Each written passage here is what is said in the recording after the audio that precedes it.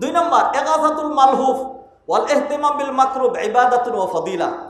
মানুষের সহযোগিতা করা, একজন মজলুমের পাশে দাঁড়ানো, একজন আর্তনাদকারীর আর্তনাতে চিৎকারে সাড়া দেওয়া, বন্যার্ত ব্যক্তিকে ত্রাণ দেওয়া, তাকে সহযোগিতা করা, তাকে উদ্ধার করা, এটা ধর্ম। এটা কি ধর্ম না শুধু, আগে তো বললাম দিন, এটা ইবাদত, এটা ইবাদত। দলিল নেন, নবীজি বলছেন লান আমশিয়া, হাদিস, মা আখিন ফি হাজাতিন খায়রুম মিন সিয়ামি শাহরিন ওয়া ইতিকাফিহি ফি মসজিদি হাযা।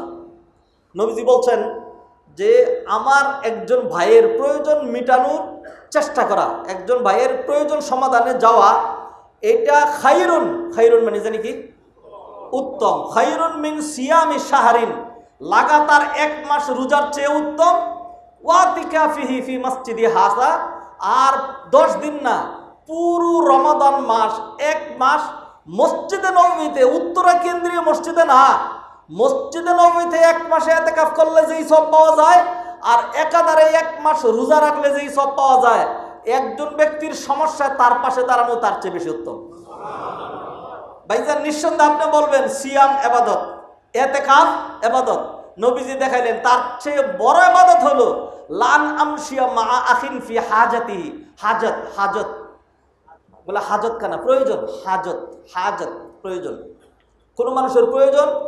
আচ্ছা, আরেকটা হাদিসে নবীজি বলছেন মান মাশা বিহাক্কি আখিহি, কোন ব্যক্তি যদি তার ভাইয়ের প্রয়োজনে যায়, লিয়াকদিয়াহু, প্রয়োজন পূর্ণ করার জন্য, ফালাহু বিকুল্লি খুতওয়াতিন সাদাকা, আল্লাহ সুবহানাহু ওয়া তাআলা তার জন্য প্রতিটা কদমে কদমে সাদাকার সব দিতে থাকেন।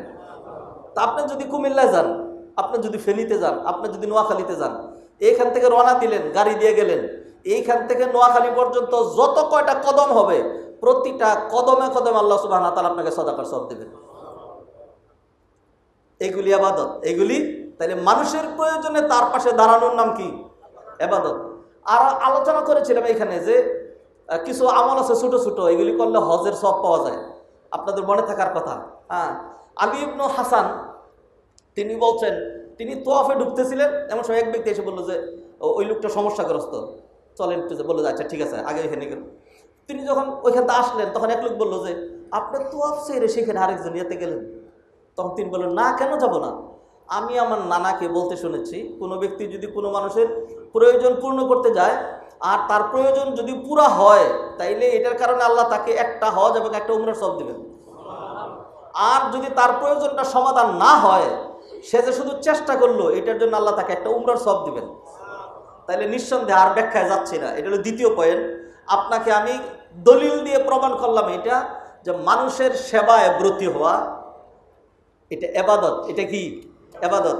একজন ক্ষুধার্তকে অন্ন দান করা এবং মানুষের অধিকারকে গুরুত্ব দেওয়া, এটার নাম ঈমান, এটার নাম ইসলাম। ঈমান এবং ইসলাম। হাদিস নেন, নবীজি বললেন লাইসাল মুমিনু বিল্লাযী ইয়াশবা ওয়া জারুহু জায়ে, ওই ব্যক্তির ঈমানই নাই। আবার বলি, লাইসাল মুমিনু বিল্লাযী, বাটা জায়েদ, লাইসাল মুমিন আল্লাযী ইয়াশবা, যে পেট ভরে খাইলো, ওয়া জারুহু জায়ে, আর তার প্রতিবেশী ক্ষুধার্ত থাকলো, তার কি নাই? ঈমান নাই।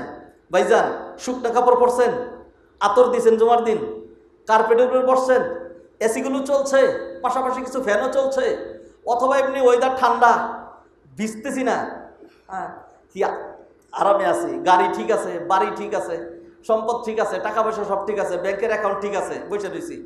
আর আমাদের ভাইয়েরা পানির মধ্যে মানে সাঁতরাচ্ছেন, বাবা মারা গেছে, একটা দেখলাম যে কলা গাছের উপরে একটা লাশ শুয়ে রাখছে পানির মধ্যে, কোথায় দাফন করবে, কি করবে? এগুলো যারা দেখেন না, এটা আধুনিক যুগে এগুলি দেখেন। খালি অন্যান্য জিনিস তো দেখার বিষয় না, ভালো ভালো জিনিসও তো আছে, এগুলি দেখার বিষয়। দেখলে আর দেখবেন যে অন্তরের চোখ দিয়েও দেখবেন, খারাপ লাগবে। তাইলে আমি আর আপনি যদি এত আরামেই থাকি, পকেটের ভিতরে টাকা আছে, যখন হাত বাড়ানো হলো তখন আপনি আল্লাহর নাম নিয়ে 100 টাকা দিয়ে দিলেন, আল্লাহর নাম নিয়ে 100 টাকা দিয়ে দিলেন।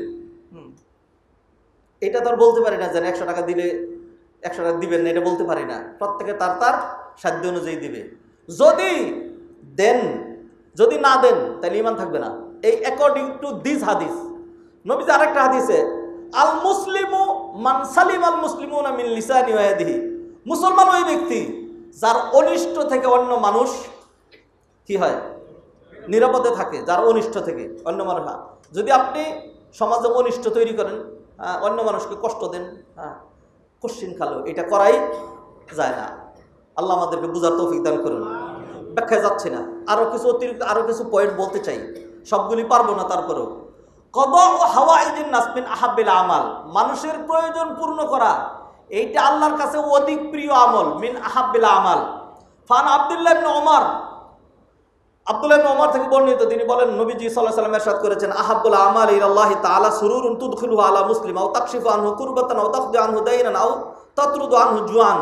আল্লাহর কাছে সবচেয়ে উত্তম আমল হলো যে একজন মুসলমানের মুখে হাসি ফোটানো, তার একটা সমস্যা দূর করা, আও তাকদি আনহু দাইনান, তার ঋণ পরিশোধ করা, আও তাতরুদু আনহু জুআন, অথবা তার ক্ষুধা নিবারণ করা।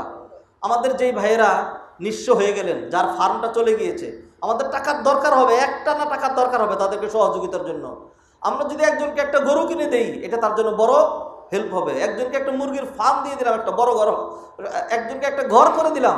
আর এই মুহূর্তে শুকনা খাবার, কালকে সেখানে যারা আলেম ওলামারা কাজ করেছেন, আমি কথা বলেছি, বললো যে আপনি জানেন, বলবো কি কি জিনিস নিয়ে আসতে হবে, কারণ অনেক কিছু এখানে শেষ, দোকানেও পাওয়া যাচ্ছে না, শেষ হয়ে গেছে শুকনা খাবার জাতীয়, তো এইগুলো লাগবে।